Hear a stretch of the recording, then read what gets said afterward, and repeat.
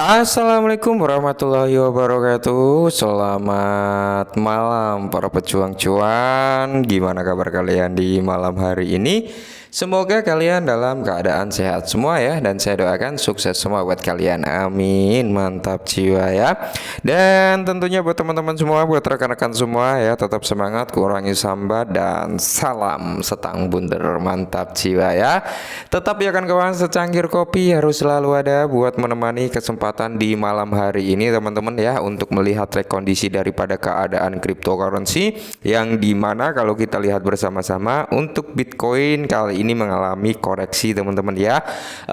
Terakhir sore tadi kalau nggak salah di area 34.600 atau 700 ya, saat ini berada di area 34.300-an. Oke. Berarti ada sedikit penurunan seperti itu teman-teman. Dan kalau kita lihat bersama-sama, yang dimana keadaan cryptocurrency kali ini didominasi dengan warna hijau royo-royo rasa sangkut ya. Oke, ya nggak apa-apa ya teman-teman ya.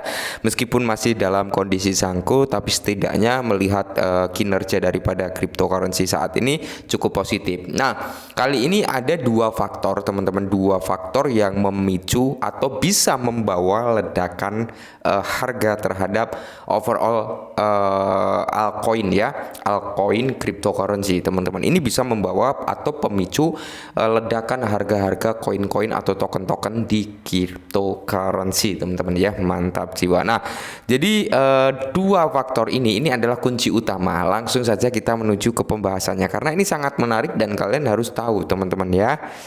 Oke teman-teman, di tengah keramaian persetujuan tentang Bitcoin ETF yang saat ini membawa presentasi lonjakan harga terhadap Bitcoin dan altcoin ya teman-teman ya.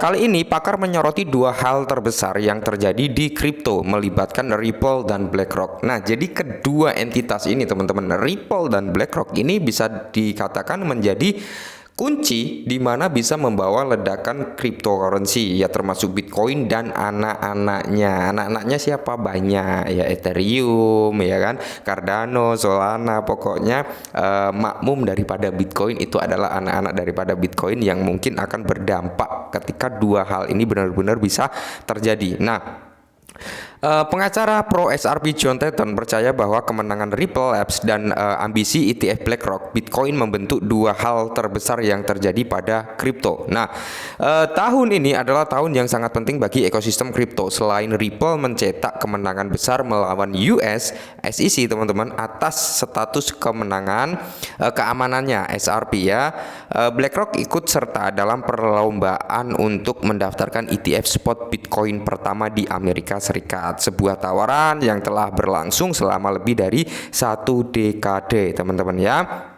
Jadi pendapat John Dayton ini dalam postingannya baru-baru ini, Dayton menunjukkan peran evangelis. Oke, Bitcoin baru yang sekarang diambil oleh CEO BlackRock, Larry Fink. Postingannya disertai dengan kutipan dari salah satu wawancara Fink dengan CNBC, di mana dia berbicara tentang daya tarik internasional Bitcoin, sebuah aset yang menurutnya kini diminati oleh klien BlackRock, teman-teman. Oke, nah kenapa dua hal ini sangat berpengaruh penting terhadap kenaikan harga cryptocurrency teman-teman ya? Yang pertama Ripple ya, kita membahas Ripple. Ripple ini kan melawan SEC mendapatkan 3 kali kemenangan berturut-turut ya kan, meskipun ada statement bahwasanya ini adalah strategi SEC untuk kemenangan di detik-detik terakhir, katanya seperti itu. Tapi kalau menurut saya pribadi ini sudah menjadi signal cukup kuat ya, 99% kemenangan ketika SEC melakukan banding tetap masih di tangan Ripple teman-teman. Nah, kenapa ini sangat berpengaruh? Karena gini teman-teman ya, Ripple ini bisa dikatakan tulang punggungnya altcoin teman-teman, yang dimana ketika pertama kali Ripple menang melawan SEC, yang naik itu bukan hanya SRP melainkan overall semua aset cryptocurrency mengalami kenaikan ya. Itu pun baru kemenangan awal, yang dimana belum 100% Ripple itu mengalami kemenangan mutlak ya. Karena apa? SEC masih bisa melakukan banding, walaupun banding setelah yang diajukan kemarin sempat ditolak ya kan, tuduhan terhadap founder daripada Ripple kalau nggak salah ya, itu dicabut juga teman-teman ya. Jadi ini bisa menandakan tanda-tanda bullish untuk cryptocurrency ya, yang dimana SRP atau Ripple ini nanti teman-teman adalah sentral banknya cryptocurrency, makanya berperan penting terhadap kemenangan berikutnya. Nah, yang kedua BlackRock teman-teman. BlackRock adalah entitas besar teman-teman, yang dimana ini berpengaruh karena BlackRock mengajukan Bitcoin ETF. Oke, nah kalian bisa lihat sendiri teman-teman pengaruhnya seperti apa. Ketika rumor ya bahwasanya BlackRock ini diterima, udah mau, intinya udah mendapatkan lampu hijau untuk perilisan aplikasi Bitcoin ETF spotnya, market bergejolak ya. Bukan hanya Bitcoin yang mengalami kenaikan, Bitcoin sempat naik sampai ke 35.000 something ya kan, dan altcoin juga mengalami kenaikan hal yang serupa. Ini sangat berpengaruh terhadap overall coin cryptocurrency. Makanya ketika Ripple nanti menang melawan SEC ya kan, itu notabene nanti terjadi di tahun 2024 di awal-awal tahun ya kan. Begitu pula dengan Bitcoin ETF spotnya teman-teman, itu SEC paling lambat itu harus ngasih keputusan tanggal 10 Januari teman-teman. Nah ini tahun-tahun ini memang sangat-sangat krusial, sangat-sangat menentukan bagi ekosistem cryptocurrency ya. Nah jadi di sini ya pidato Fink untuk Bitcoin menjadi gemilang ketika dia mencatat bahwa aset tersebut akan melampaui mata uang manapun karena daya tarik internasionalnya, khususnya pertukaran nilai internasional dan fitur lainnya, menggarisbawahi pesanan utama yang disebarkan oleh para pendukung Bitcoin. Ingat ya, Bitcoin mendapatkan julukan the golden 2.0 ya, atau emas kedua setelah emas asli ya teman-teman ya, seperti itu. Nah, kenapa ini sangat menarik teman-teman? Kalian tahu sendiri ya kan, Bitcoin ini memiliki maksimal supply, yaitu hanya 21 juta koin atau 21 juta keping ya, yang dimana ketika Bitcoin ETF spot ini di ACC teman-teman, tidak menutup kemungkinan ya kan, tidak menutup kemungkinan BlackRock ini juga akan melakukan pembelian terlebih dahulu sebelum dia mengopen atau membuka aplikasi ETF spot tersebut teman-teman. Karena apa? Price action harganya nanti dia akan mengikuti harga di spot gitu ya. Nah, yang kedua teman-teman, yaitu yang dimana 21 juta keping Bitcoin ini akan menjadi bahan rebutan semua negara. Inilah kenapa ketika Bitcoin ini naik gila-gilaan, maka altcoin juga akan mengalami kenaikan yang cukup signifikan. Dan saat ini udah ada beberapa negara ya kan yang sudah mengakui keadaan daripada Bitcoin. Nah, ini menarik ya kan.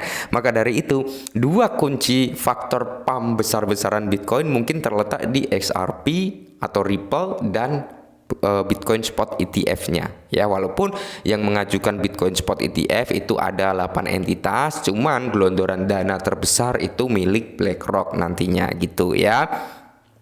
Dengan Larry Fink yang kini berada di garis depan advokasi Bitcoin, John Dutton mengatakan SEC dan anggota parlemen ini tidak boleh memberi label pada donor mereka sebagai penipu-penipu dengan ya pedagang asongan, penipu pajak, dan pencucian uang seperti yang telah mereka lakukan terhadap pendukung kripto di masa lalu. Nah, jadi pengaruh BlackRock sebagai raksasa keuangan juga berkontribusi terhadap meningkatnya optimis bahwa ETF Bitcoin akan segera hadir. Mantap jiwa ya. Kemenangan momentum Ripple Labs ya, bahwasanya Ripple Labs juga menang gitu ya kan melawan SEC dengan membuktikan bahwa penjualan XRP di bursa tidak termasuk dalam kontrak investasi, menandai kemenangan bagi seluruh industri kripto. Dengan keterlibatan regulator pasar dalam kasus sekuritas terkait terhadap dua Binance dan Coinbase, tim pembela bursa ini sekarang memiliki presiden yang harus diambil membentuk prospek perselisihan hukum di industri di masa mendatang. Oke ya. Jadi tetap semangat buat teman-teman semua, meskipun harga kripto kali ini belum notabene sempurna mengalami kenaikan, tapi setidaknya kita sudah mendapatkan lampu-lampu hijau bahwasanya kemungkinan besar di halving atau bulan yang akan datang kinerja daripada Bitcoin dan altcoin akan cukup prima, dan mungkin kenaikannya akan cukup signifikan. Mungkin ini yang bisa saya sampaikan saat ini. Kurang lebihnya saya mohon maaf dan salam cuan.